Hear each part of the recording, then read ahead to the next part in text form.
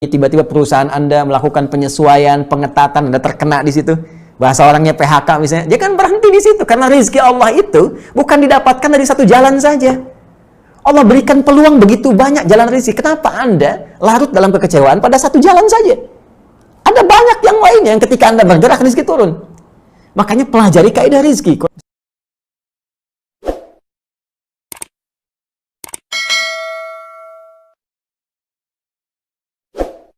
Bismillahirrahmanirrahim. Assalamualaikum warahmatullahi wabarakatuh. Rahmat itu bisa diartikan dengan pemberian Allah dalam konteks keduniaan. Allah memberikan rahmat bagi hambanya dalam konteks keduniaan, sifatnya disebut dengan Rahman.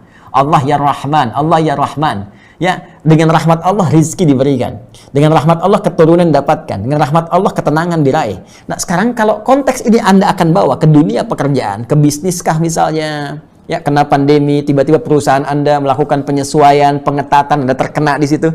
Bahasa orangnya PHK misalnya, jangan berhenti di situ karena rizki Allah itu bukan didapatkan dari satu jalan saja. Allah berikan peluang begitu banyak jalan rezeki. Kenapa Anda larut dalam kekecewaan pada satu jalan saja? Ada banyak yang lainnya yang ketika Anda bergerak rezeki turun. Makanya pelajari kaidah rezeki. Quran surah ke-51 misalnya, ya, ayat ke-22. Wa fis samaa'i rizqukum wa ma tu'adun. Di langit telah ditetapkan rizkimu pasti akan diberikan, enggak akan dikurangi sedikit pun. Sesuai jumlahnya sampai engkau wafat, dan Allah janjikan akan diberikan kalau engkau mau berusaha. Maka cara usahanya, Quran surah kedua ayat 168. Ya ayyuhan nasu kulu mimma fil ardi halalan thayyibah. Hai semua manusia, kamu usaha supaya kamu setidaknya bisa makan, bisa dapat rezeki, bisa dapat kenyamanan, ya. Di rumah, beli kendaraan, beli macam-macam. Kamu beraktivitas. Di mana ya Allah? Mimma fil ardi, di setiap tempat yang bisa kamu jangkau. Anda di Makassar sekarang, ya, nggak dapat di situ, geser sedikit ke Goa, geser sedikit ke Wajo, nggak dapat di situ, pergi ke Jawa, cari bekal, atau ke Sumatera. Ya, selalu terbuka pintu itu. Jangan karena satu tempat kemudian Anda dapat penyesuaian, lantas Anda menyimpulkan rezeki saya selesai di sini. Rezeki saya selesai di sini. Tidak. Pintunya begitu terbuka ketika Anda berusaha kreatif, lihat bakat Anda, kecenderungannya di mana, bawa itu semua, maka orang datang dengan peluit pun di pengkolan jalan, dia bisa mendapatkan rezeki yang bisa dia bawa pulang cukup untuk sepekan dia makan. Maka bagaimana dengan Anda yang telah mendapatkan pendidikan? Jadi, sekali lagi, bersabar adalah mengembalikan solusi kepada Allah, berikhtiar yang diiringi dengan tawakal yang paripurna. Cara ikhtiarnya, lihat kesulitan apa yang tengah Anda hadapi, di bidang apa? Rumah tangga kah? Pekerjaan kah? Kehidupan sosial kah? Keluarkan teorinya, pelajari tingkat kesulitannya, pelajari solusi dalam Al-Quran dan Hadis, runtutannya amalkan. Setelah itu, tawakal kepada Allah dan lihat bagaimana hasilnya. Allah melarang penipuan, Allah melarang korupsi, Allah melarang pencurian, maka jangan lakukan. Kalau di perusahaan ada instruksi untuk menyogok misalnya pada hal tertentu, untuk proyek tertentu, jangan lakukan. Anda bisa cari yang lain. Ingat ya, ingat baik-baik apa yang saya katakan. Allah sudah mengatur rezeki kita, pasti akan diberikan. Kalau Anda bisa mendapatinya dengan cara yang benar, yang soleh, kenapa mesti mencari yang salah? Ingat, kalau rezeki itu bukan untuk Anda menempuh dengan cara yang salah pun tetap tidak akan Anda dapat. Jadi kalau Anda bisa meraihnya dengan cara yang benar, maka jangan gunakan cara-cara yang salah. Quran surah kelima Al-Ma'idah di ayat ke-35. Ya, Quran surah kelima Al-Ma'idah di ayat ke-35, di paling kanan sebelah bawah di mushaf standar. Allah berfirman, perhatikan kalimatnya, ya ayyuhalladzina amanu taqullaha wabtaghu ilaihil wasilah. Hai orang-orang yang menyatakan diri beriman kepada Allah, tingkatkan takwamu kepada Allah. Dengan meningkatkan takwa itu, jadikan wasilah untuk mengentaskan persoalan hidupmu dan meraih apa yang kamu harapkan. Jadi, wasilah atau media untuk mengentaskan persoalan kehidupan, itu caranya meningkatkan takwa. Karena itu penegasannya disebutkan di Quran surah ke-65, teman-teman sekalian, di akhir ayat yang kedua, di awal ayat yang ketiga. Wa may yattaqillaha yaj'al lahu makhraja. Siapa yang mampu meningkatkan takwanya kepada Allah, maka Allah akan berkenan memberikan jalan keluar, solusi, mengentaskan kesulitannya. Wa yarzuqhu min haitsu la yahtasib, bahkan memberikan rezeki dari sisi yang tidak dia duga. Bahkan seterusnya, yaj'al lahu min amrihi yusra, menjadikan hidupnya menjadi lebih mudah, nyaman, hilang sulitnya. Yusra lawannya usra. Ketika yusra muncul, usranya hilang, ya kan? Nah, jadi cara kita mengentaskan kesulitan itu dengan meningkatkan takwa. Takwa, cara meningkatkannya banyak amalannya. Ya, kita ambil misalnya kaidah takwa. Takwa itu setidaknya ada 115 kali paparan dalam Al-Quran.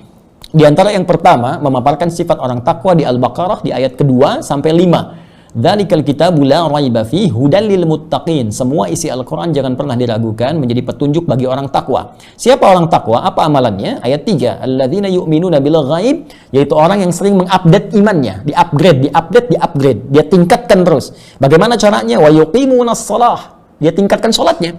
Jadi ternyata sholat bagian dari amalan takwa. Takwa bisa mengentaskan persoalan. Jadi sholat itu wasilah terbaik tanpa biaya yang bisa menghilangkan kesulitan kita. Karena itu panggilan pertama sholat, panggilan mengentaskan kesulitan. Buka Quran surah kedua ayat ke-45. Ya, wasta'inu bis sabri was shalah. Kalau engkau punya persoalan, maka terima dulu dengan sabar masalah itu, karena yang lain pun punya masalah. Kamu akan sukses. Setelah itu was shalah, minta solusinya lewat sholat.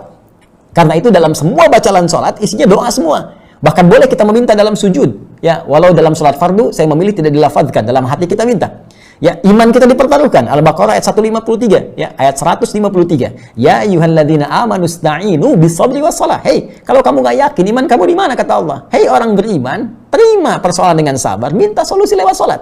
Karena itu kita minta, iyyaka na'budu wa iyyaka nasta'in. Ya Allah, aku sekarang ibadah salat, aku sekarang punya masalah. Aku minta solusi ya Allah. Maka lihat hadis qudsi jawabannya. Hadza baini wa baina 'abdi wa li 'abdi masal. Kata Allah, ini perjanjian antara aku dengan hambaku. Kalau hambaku benar salatnya, aku tuntaskan, aku berikan semua permohonannya. Satu salat. Dan salatnya bentuknya jama' di situ, teman-teman sekalian. Ya, bentuk mufrad yang bermakna jama'. Wa yuqimunas shalah. Alif lam shad lam wawu ta marbutah. Ya. Ya, kalau bentuknya jama' dalam konteks luas artinya bukan fardu saja. Mulai tahajudnya kerjakan. Konsisten tahajud, teman-teman. Itu Allah berjanji dengan Anda menunaikan tahajud diberikan 4 hal. Salah satunya dientaskan dari segala kesulitan. Ya, Quran surah ke-17 ayat 79 sampai 81. Wa minal laili fatahajjad bihi nafilatan laka, ya, asa ayyab'atsaka rabbuka maqama mahmuda. Allah angkat nanti karir Anda. Ya, wa rabbi adkhilni mudkhala sidqin, dibimbing mengawali pekerjaan. Wa akhrijni mukhrajas sidqin, dibimbing mengentaskan kesulitan. Wa ja'alni min ladunka sultanan nasira, dilindungi kalau ada orang yang ingin sengaja menjahili Anda dalam pekerjaan. Ya, di salat. Wa mimma razaqnahum yunfiqun, infak. Karena itu tadi ada redaksi. Ya, infak, bersedekah dalam konteks dengan harta bisa mengentaskan kesulitan. Bisa. Ada teorinya itu. Ya, bahkan ada keterangan-keterangan yang disampaikan dari ulama bersanad kepada Rasulullah sallallahu alaihi wasallam. Walladzina yu'minuna bima unzila ilaik, interaksi dengan Al-Qur'an. Al-Quran membuka semua hal kesulitan. Kalau Anda sedang gelisah, punya masalah, alih-alih bikin status ya di media sosial, ambil wudhu, buka mushaf, baca. Itu saat baca minimal Allah tanamkan ketenangan dalam jiwa. Sehingga dengan tenang itu kesulitan mudah untuk dientaskan. Ya, itu diantara beberapa hal yang bisa kita lakukan secara singkat dan padat karena keterbatasan waktu. Jadi bisa dengan sholat, ya, bisa dengan infak, sedekah kalau ada harta, bisa juga dengan Al-Quran, menghafal Al-Quran, memahami, membaca, diikhtiarkan untuk mendapatkan solusi dari Allah Subhanahu Wa Taala. Demikian segala dalil yang tertuang dalam Al-Quran dari hal pokok yang Anda tanyakan. Semoga dengan itu Allah memudahkan kita untuk mengamalkannya. Itu intinya. Wallahu taala a'lam bishawab.